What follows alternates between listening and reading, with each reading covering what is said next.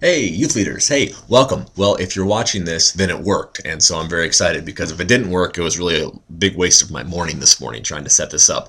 But I'd like to try and start sending out a little video to you, explaining to you what the week is going to look like at youth group if it needs a lot of explanation beyond just sending out an email or a Facebook message. And this week's game does. I feel like I need to video this for you so I can get to you kind of an explanation of the game before you arrive because I need your help with our game this week. Before I get started on explaining the explanation to the game, let me just give you a quick rundown for the night. We're going to be starting off with this game called Rosetta Stone, and it's going to be pretty involved, and it's going to be a big outdoor, across all the church property run-around game. So bring your running shoes. You probably won't need them too much as leaders, but if you see kids before then, make sure you let them know. Bring some shoes they don't mind running in because they're going to be taking a lot of heat running around. So keep that in mind. We're going to be playing that from about 6 o'clock to 6:45. We're actually going to start in the youth room. I'm going to try and put together a little video for the kids to watch that's going to explain the game as well. And from 6 o'clock to 6:45, we're going to be in there, or we're going to be playing the game. And at 6:45, we'll do our snacks out of the window in the kitchen. And then at 7 o'clock, we'll convene back in the youth room after they've had a chance to get a snack, get cooled down, go to the bathroom, all that stuff. I'll have a few announcements in the youth room. We're going to do some worship with Aaron Van E leading this Sunday. Matt Blom is gone. So if you see Aaron, encourage him as he leads all by himself this Sunday.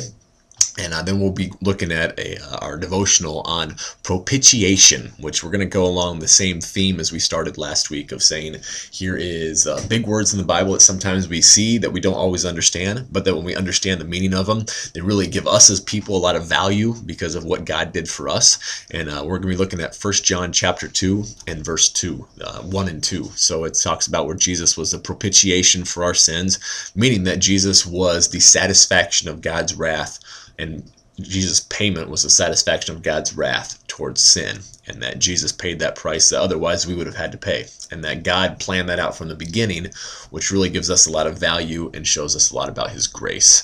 And we're going to be looking at a few passages in the Old Testament that picture some of that sacrifice that Jesus made to come. So that's what's happening in the devotional. Here is the game where I need your help with from the beginning. Like I said, the game is called Rosetta Stone. And here's how it works. We're all going to be outside. So let me give you the big picture idea here first. We're all going to be outside, and we're going to have a bunch of stations set up outside. And all of you are going to be helping with the stations that are set up outside. Now, the goal is this, is for each team, and there's going to be 4 of them, for each team to be able to find all of the clues that unlock the mystery of the word that's given on the Rosetta Stone. Now, if you don't know what the Rosetta Stone is, it's not just a language learning software, but there was actually this big Rosetta Stone that unlocked the mysteries of a lot of different languages, from what I understand. I don't know if it's a few thousand years ago, a few hundred years ago, but anyways, there was this big stone that had codes that you could understand the writing of different languages. And here is our Rosetta Stone for each of the kids. So each team is going to have to find this Rosetta Stone that has these symbols on it that say, A equals this symbol, and they'll have to figure out the word that we're looking for to win the game. So the winning team is the team that finds all of their clues. The clues look like this, all of the clues and the Rosetta Stone, and put together the winning combination that spells the word that we're looking for. And the word that we're looking for is propitiate, which goes along with our devotional for tonight. So that is the ultimate goal of the game, is for the teams to get to all of the different stations, collect all of their different clues, put the words together with the code here from the Rosetta Stone, and come up with the right word. Unscramble the code word and put it together. And the first team that can do that and write down the word that they think is right, which is propitiate, on the back of their Rosetta Stone and bring it to me, wins the game.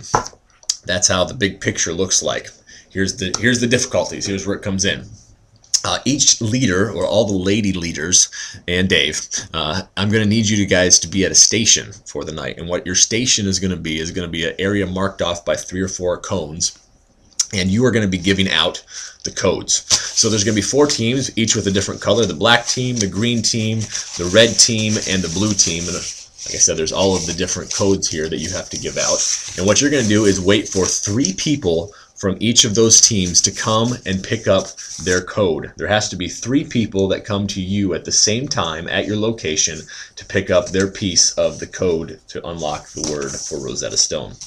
Now, here's how you're going to know if there's 3 people from each team. I have markers that everybody's going to have to put a little X on their hand with. So if you're holding the black, the green, the red, and the blue clues here, and you got 3 people from the green team that come and show you their green X's on their hand, then you can give them their clue. If they only have 2 people that show up, you can't give the clue away until it's confirmed that there are 3 people from that team there to pick it up. So once your clues are all gone, you're free to go and leave your station. You can come and just kind of walk around and check out the rest of the game, but hopefully it will take a little while. Here's where the difficulty comes in for the teams. And here's where I need Jeff and Wes to make sure their running shoes are on to run around. There's going to be what's called the keepers of the stone that are also going to be running around outside. And they're going to be given tube socks filled with flour at the end. And they are trying to stop the people from unlocking the code. So you guys will be running around. And I'm also going to get a few of the kids involved here, a few of the teenagers involved, run around, and your job is to just run around and tag people with those little socks. So you're whipping them around and you're slapping people with the flour socks, and if they get slapped, they've got to stop where they're at. And so that means if there was 3 of them running together and one of them gets tagged, well, they can't go pick up a clue until they grab another person from their team. So that person is frozen once you hit them with a sock. The only way they can get unfrozen is for the medic on their team, which each team will appoint 1 medic, for the medic on their team to run and tag them and unfreeze them. So 1 medic per team, and they could be anywhere on the church property. And if they're on the other side of the church property and you tag 1 kid on the other side of the church property, the medic's got to run all the way over there to unfreeze them. So that's the big part of the game that throws a real wrench into the system. But what I need you guys to do is just to be ready to run around, Jeff and Wes, and then everybody else to be able to just pass out these codes to the kids. And it should be a fun game. I think it should be a time where they can run around, burn some energy, and use their brain at the same time. And I'll explain this to the kids on Sunday night before we go outside, and you guys can sit in too so that you can get a real better explanation and understanding and ask questions and things like that of things you might not get. But there is one thing I told the kids is that the leaders are going to be disguised.